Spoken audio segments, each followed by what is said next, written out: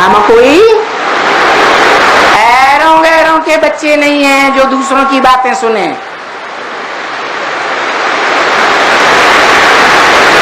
ब्रह्मा के बच्चे नहीं है दाढ़ी मूछ वाले के, वो भी मनुष्य है। इब्राहिम, बुद्ध, क्राइस्ट आदि धर्म पिताओं के भी बच्चे नहीं हैं, भले उन्होंने कितनी भी बुद्धिमत्ता से अपने धर्म की धारणाएं सिखाई हो, धर्म की स्थापना की हो, लेकिन वो कोई भी धर्म पिताएं बुद्धिमान बाप के बुद्धिमान बच्चे नहीं कहे जा सकते, क्योंकि सब धर्मों की मान्यता है कि भगवान निराकार है। मुसलमानों इस्लामियों से पूछो भगवान निराकार है तो तुम्हारी जन्नत की स्थापना कौन करता है? कोई धर्म पिता ने तो आज तक 2500 साल के अंदर जो हिस्ट्री मिलती है मनुष्यों की, किसी ने स्वर्ग नहीं बनाया। सब धर्म पिता उनके फॉलोअर्स नरक की ओर जाते रहे, दुख की दुनिया की ओर जाते रहे। तो फिर ये जन्नत किसने बनाई? अब कहेंगे हमारे ग्रंथों में तो लिखा हुआ है कि खुदा ने जन्नत बनाई, उस जन्नत का मुखिया आदम ईव को बनाया। तो पक्का मान लेना चाहिए कि जो जन्नत बनाने वाला है वो निराकार तो नहीं होगा ना। जो कहते हैं God is truth, God is one, truth is one, दो चार बातें एक दूसरे को क्रॉस करने वाली बातें सत्य हो सकता है? हो सकता है? नहीं हो सकता। भगवान जो आकर के सुनाता है वो गॉड इज वन है, गॉड इज ट्रुथ है, वो एक ही बात सुनाता है, उसमें कभी क्रॉस नहीं हो सकता। चाहे ब्रह्मा के द्वारा बड़ी मां रूपी गीता माता के द्वारा सुनाए, चाहे वो बाप डायरेक्ट आकर के बाप के रूप में सुनाए, और चाहे वो सुप्रीम टीचर के रूप में सुनाए, कोई भी बातों में दो क्रॉस करने वाली बातें पैदा नहीं हो सकती।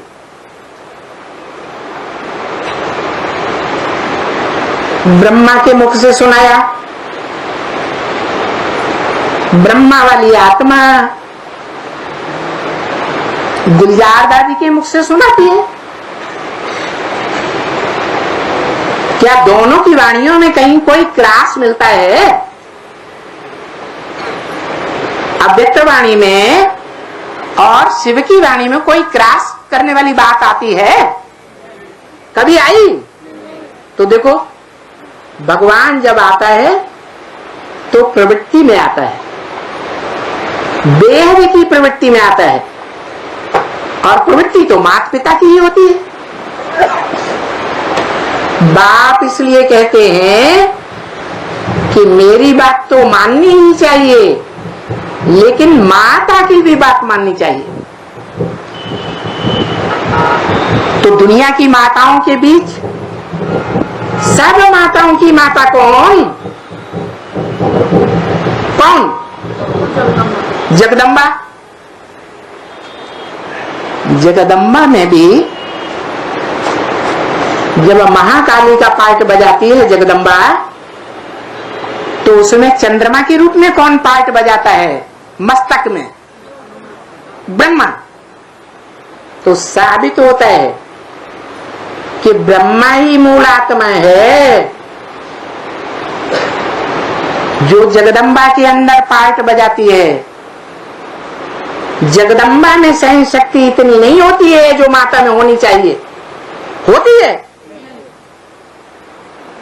ब्रह्मा में इतनी सहन शक्ति थी प्रैक्टिकल में, क्या आज तक कोई भी ब्रह्मा कुमार, प्रजापिता ब्रह्मा कुमार कुमारी ये नहीं कह सकता कि ब्रह्मा बाबा ने हमको दुख दिया। उन्होंने दुख सहन किया। जिस बहेलिये ने बात का बाण मार करके उनको घायल कर दिया, उसको भी दुख नहीं दिया।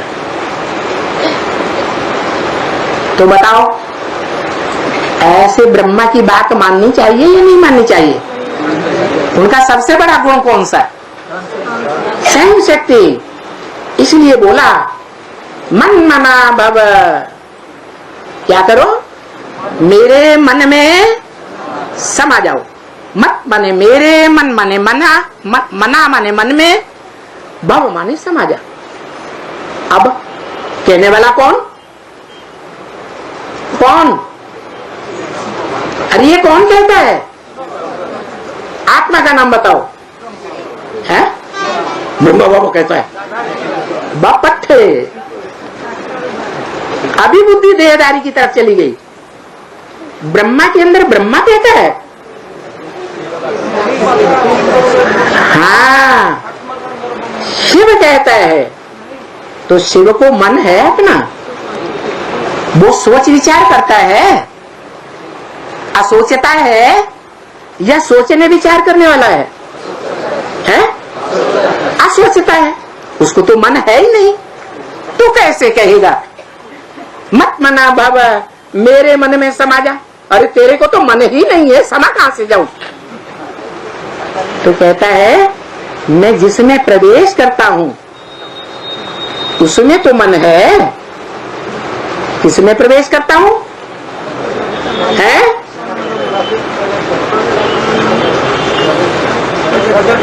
हाँ, पहले तो इस मनुष्य सृष्टि के बाप में प्रवेश करता हूं। इसलिए ज्ञान सुनाने के लिए, ज्ञान सुनाने के लिए मैं जगदम्बा में प्रवेश करता हूं।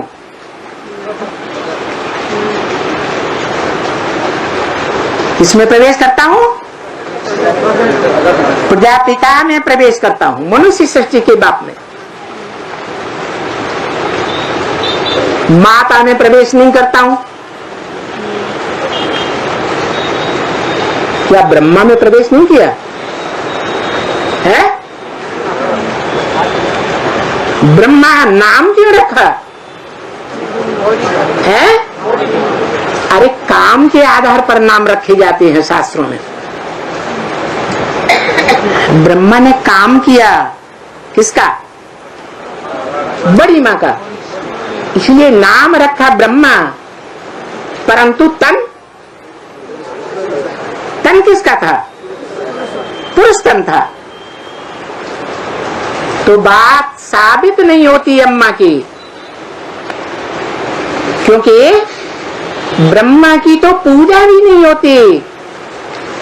माता के रूप में मंदिर भी नहीं बनते, मूर्तियां भी नहीं बनती, और याद भी कोई नहीं करता। हाँ, सिर्फ संगम युग की यादगार जो ब्रह्मा के मंदिर में रहते हैं। प्रसिद्ध मंदिर है अजमेर का। कहाँ का? आजा कहते हैं भेड़, बकरी को। मेड़ माने मेड़ा। जो भेड़ बकरियों का देश है, भेड़ बकरियां क्या करती हैं? एक बकरी जिधर जाएगी उसी के पीछे साथ चली जाएगी। बकरी कैसे बोलती है? मैं माना वो मैं करने वाली खास बकरी जो है, वो कोई ब्राह्मणों की दुनिया में हुई है, जो कहती थी कि ब्रह्मा के द्वारा परमपिता परमात्मा गीतापति भगवान का पाठ बजा के चले गए। लेकिन सारा कार्य तो मां करती है ना, घर का। जगदम्बा करेगी ना, तो मुख्य तो ब्रह्मा हुआ ना। अब ब्रह्मा ने अचानक शरीर छोड़ दिया, तो क्या स्वर्ग स्थापन हो गया है? भगवान क्या करता है? भगवान तो स्वर्ग स्थापन करता है, लेकिन वो बकरी क्या कहती गई? अरे ब्रह्मा ने शरीर छोड़ दिया तो क्या हुआ? इससे कोई फर्क नहीं पड़ता। ब्रह्मा का काम पूरा करने के लिए मैं बैठी हुई है ना, मैं स्वर्ग बनाऊंगी। बड़े बड़े पोस्टर छपा दो, ब्रह्मा के रूप में गुलजार दादी को बैठा दो, बैठा दिया कि नहीं? विष्णु के रूप में जानकी दादी को बैठा दो, बैठा दिया कि नहीं? और शंकर के रूप में जिसे महादेव कहा जाता है, बड़े से बड़ा देवता, वो मैं खुद बैठी हुई हूं, मैं स्वर्ग स्थापन करूंगी। अरे तुम्हारा बाप वही आया राम गया राम होके चला गया, धर्म पिताओं की तरह। स्वर्ग स्थापन हुआ? हुआ नहीं हुआ? तो जब ब्रह्मा बाप के द्वारा ही स्वर्ग स्थापन नहीं हुआ, और ब्रह्मा कुमारियां अभी भी कहती हैं क्या स्वर्ग स्थापन कौन करेगा? हम करेंगे। अरे तुम्हारे बाप का नाम है कुरु, मैं करूंगा मैं करूंगा। गांधी जी क्या कहते गए? हद के गांधी जी, मैं भारत को राम राज्य बनाऊंगा। फिर बनाया कि और ही नरक बन गया? और ही नरक। वो तो हद के गांधी जी हुए, बेहद के गांधी जी ब्राह्मणों की दुनिया में कौन हुए हैं? जब मम्मा ने शरीर छोड़ दिया, असली जो धरित्री थी फॉलो करने वाली, उसने ही शरीर छोड़ दिया, तो जो पिता है वो घर परिवार संभाल पाता है? छोटे छोटे अभी के पैदा हुए बच्चों को संभालेगा? नहीं संभालता। घर नरक बनता है या स्वर्ग बनता है? घर नरक बन जाता है। तो ब्रह्मा जो कार्य नहीं कर सके, लेकिन उनकी बुद्धि में था मैं स्वर्ग बनाऊंगा। और महाभारत में कौन प्रसिद्ध है? जो कुरु माने करने वाले की औलाद है। कुरु माने करो, मैं करने वाला हूं, तुम भी करो। कुरु माने करो। कुरु की औलाद कौन हुआ बड़ा? उसका नाम क्या था? नहीं, पांडव कुरु की औलाद थे। पांडव कहते थे मैं करूंगा, है धृतराष्ट्र। उसका नाम क्या दिया? धृतराष्ट्र। धृत माने धर लिया, राष्ट्र माने धन संपत्ति। जिन्होंने सारे ही देश की सारी धन संपत्ति धर के बैठ गया चालाकी से, उसका नाम क्या रख दिया?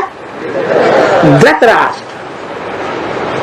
अगर इस हिसाब से ब्रह्मा धृतराष्ट्र साबित होता है, कुरु की औलाद, स्वर्ग बनाने वाला मैं हूं, सब कुछ करने वाला मैं हूं प्रैक्टिकल जीवन में। शिव तो निराकार है, वो तो प्रैक्टिकल होता ही नहीं। शिव तो निराकार आत्मा है ना, प्रैक्टिकल कैसे होगा? शरीर के द्वारा, बिना शरीर के, शरीर के द्वारा। तो प्रैक्टिकल उन्होंने समझा मैं हूं, क्योंकि मैं ही गीता का साकार भगवान हूं, गीतापति भगवान हूं। तो दुनिया में जितने भी अपने को शिवो हम करके बैठ गए, ब्रह्मास्मि, हम ही ब्रह्मा हैं, हम ही भगवान हैं, ये कह करके बैठ गए, उन्होंने दुनिया को नरक बनाया या स्वर्ग बनाया? नरक बनाया। ऐसे धृतराष्ट्र, उन्होंने ब्राह्मणों की दुनिया की सारी धन संपत्ति अपने कब्जे में कब कर ली है? कब की?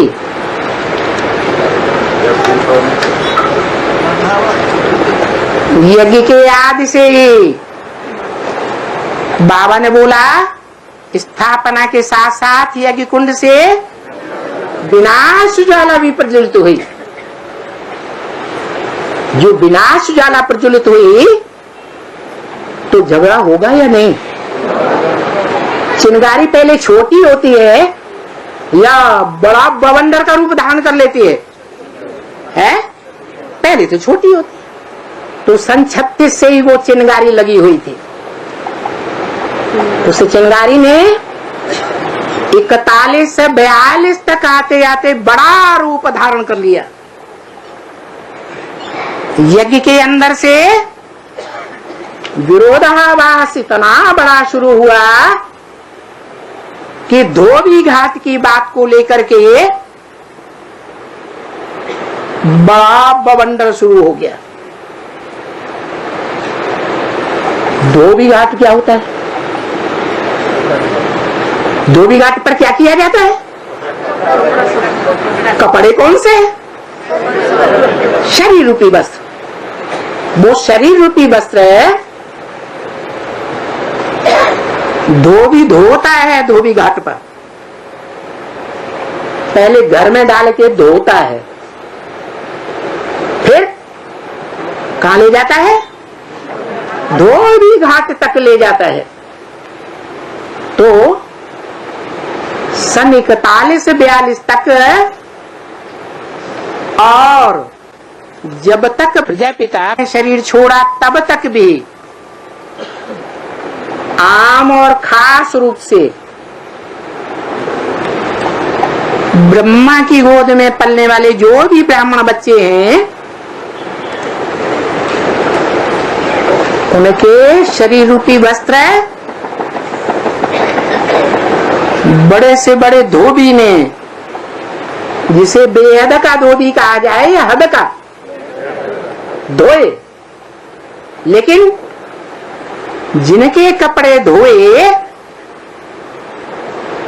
वो माताएं हुई बेहद की या नहीं हुई? हुई। उन माताओं में से बहुत सी माताएं ऐसी थी जो दूसरे धर्म से कन्वर्ट होकर के आई थी, जिसके लिए मुरली में बोला है कोई पूर्व जन्म की वैश्या है, भले इस जन्म में ब्राह्मण बन जाए तो भी आगे चल करके वो क्या हो जाएगी? वैश्या ही बन जाएगी, विशेष दुनिया बनाने के निमित्त बन जाएगी। तो ऐसी ढेर की ढेर माताएं थी। उनमें कोई मुखिया माता है क्या? उनमें कोई मुखिया माता? ओ मुखिया माता वही जो धृतराष्ट्र की अव्वल नंबर औलाद साबित होती है। मैं करूंगी।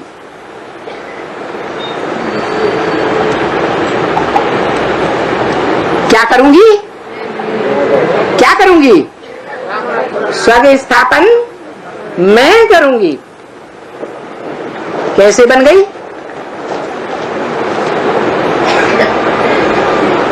ऐसे बन गई कि जब यज्ञ में बवंडर शुरू हुआ सिंध हैदराबाद में, धोबी घाट की बात को लेकर के जो यज्ञ के अंदर दूसरे धर्म से आई हुई वैश्याएं घुसी हुई थी, उन वैश्याओं ने बात को बाहर कर दिया।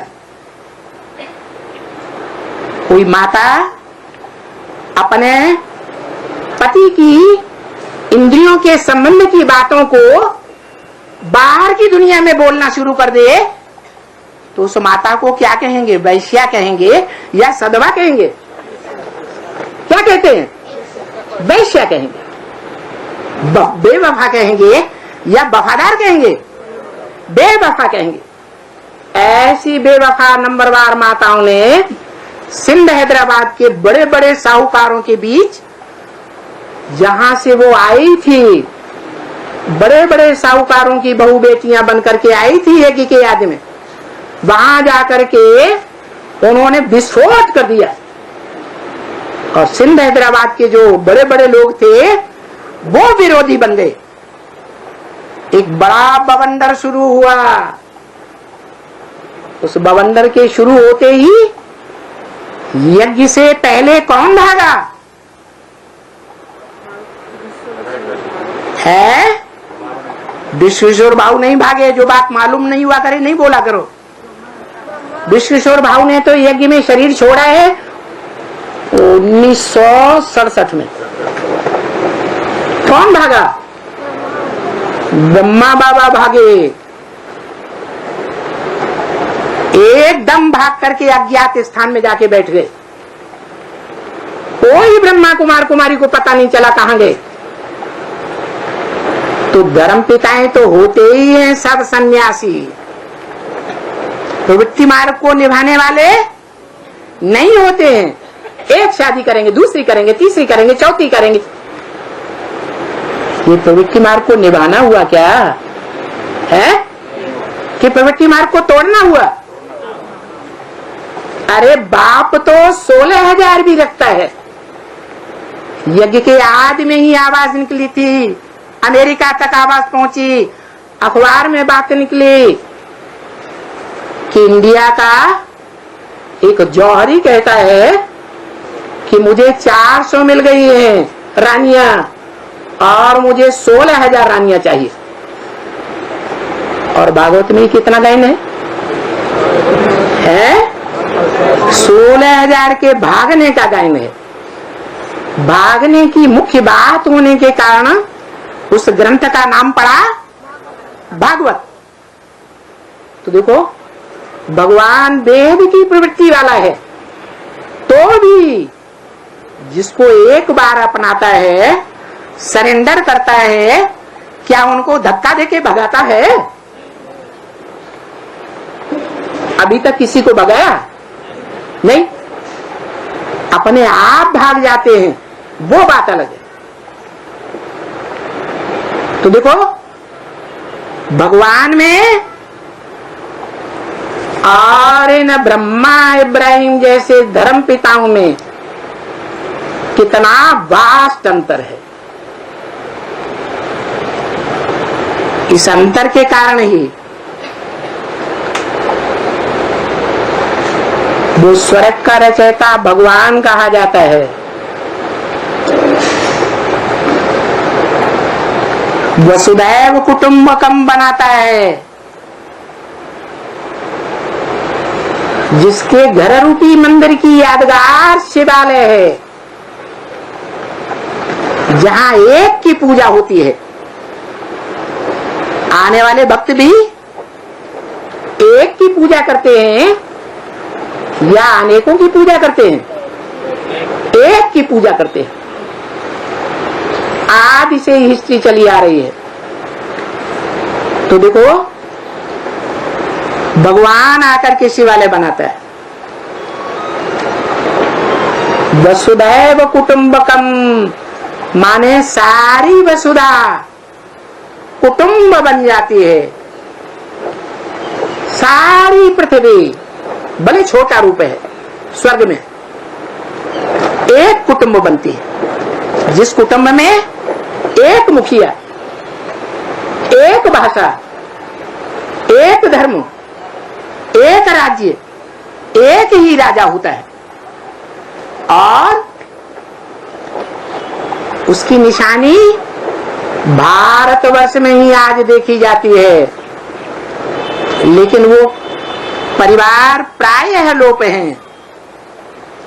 ढूंढने से मिलेंगे जहां 60-60, 70-70, 80-80 लोगों का एक ही परिवार होता है, एक ही मुखिया होता है, एक राजा होता है, कंट्रोलर, एक भाषा चलती है,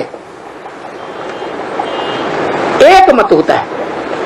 ऐसे नहीं कि परिवार का एक सदस्य जनता पार्टी को वोट दे देगा, दूसरा सदस्य कांग्रेस को वोट देगा, तीसरा सदस्य बहुजन समाजवादी को पार्टी को वोट देगा, चौथा सदस्य सपा पार्टी को देगा।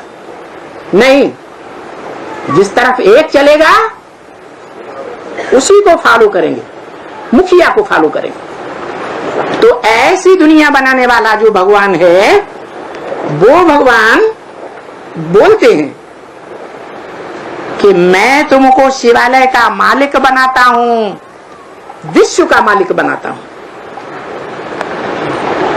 तो तुम बच्चों को खुशी होनी चाहिए ना, है? कितनी खुशी होनी चाहिए कापारी, बहुत खुशी होनी चाहिए।